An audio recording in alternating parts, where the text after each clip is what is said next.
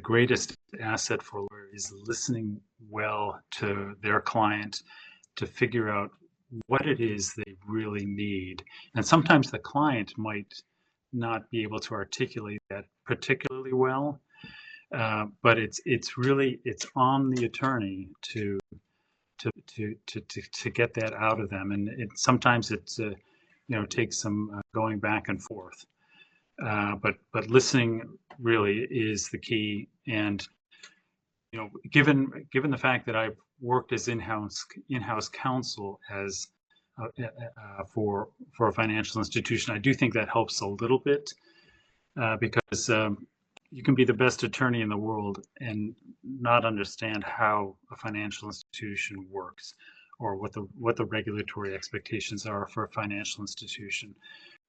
So anyway, having a really good ear to find out exactly what it is the client needs is, I think, the most important thing that an attorney needs.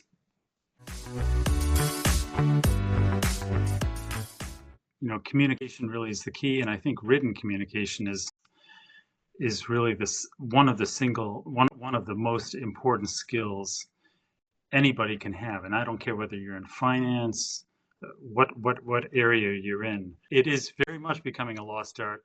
And I can tell you, I know a lot of great people in finance who aren't great communicators, particularly with the pen.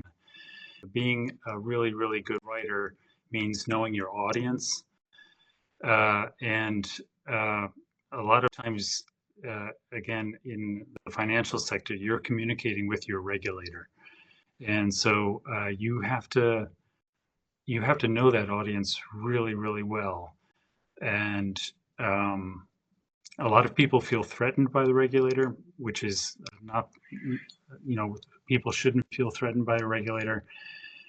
Again, they're part of your team, making sure they're kind of like your auditor, making sure you do things the right way. So it's not just speaking to your regulator, but it's speaking to your employees and writing to your employees, providing instructions on how this is supposed to be done. Precision in language is a lost art, and but a very, very important one.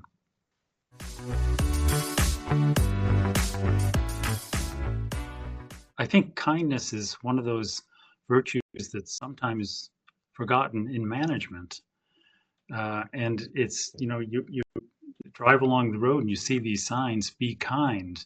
That's kind of it's sad in a way that there have to be those signs out there. But kindness should always be a given. And it doesn't matter what your relationship is, whether you're working with somebody who's just started working for your firm, or a colleague that you work with for years and years and years, or your neighbor out on the street. I think kindness should always, always be a given.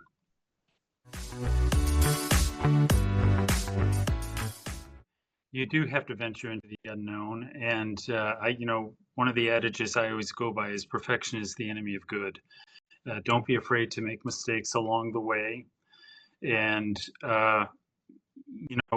don't operate alone. Get a team around you. In my professional experience, I know full well that there are people in my ambit who are far better at doing certain things, than I am.